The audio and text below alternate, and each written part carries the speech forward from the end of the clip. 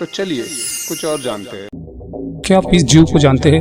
दरअसल इसे flying lemur कह के बुलाया जाता है। सुंडा कोलुगो, मालायन फ्लाइंग लेमुर, मालायन कोलुगो, इसे अन्य नामों से भी पहचाना जाता है। ये कोलुगो प्रजाति का है। ये जानवर दक्षिण म्यांमार, थाईलैंड, वियतनाम, मलेशिया और सिंगापुर इन देशों में पाया जाता है। हालांकि इसे फ्लाइंग लेमुर कहा जाता है, परंतु ये एक लेमुर नहीं है और ना ही ये उड़ता है, फिर भी इसे फ्लाइंग लेमुर कहा जाता है। इसके पीछे का कारण है यह जीव पेड़ों के बीच में से छलांग लगाता है और दिखने में ये लेमुर की तरह होता है और इसी वजह से इसे फ्लाइंग लेमुर कहा जाता है। ये ज्यादा करके रात में सक्रिय होता है।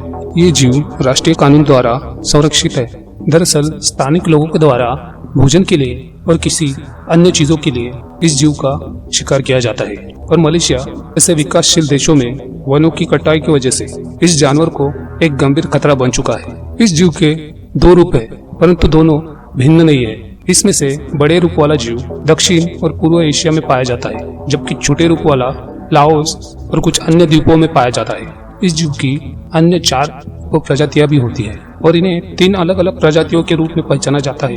ये लेमुर एकांत में या छोटे समूह में रहते हैं और एक दूसरे से स्थिर रूप से जुड़े हुए होते हैं। ये चारा और सोने के लिए अपने क्षेत्रों से बाहर निकलते हैं और दिन में पेड़ों की चोटियों पर या पेड़ों की छेद में घने पत्तों के अंदर सोते रहते हैं। अपने चारों पैरों से उस पेड़ की शाखाओं को चिपक के रहते हैं। चढ़ाई के वक्त इन्हें अजीब तरह से कूदना पड़ता है।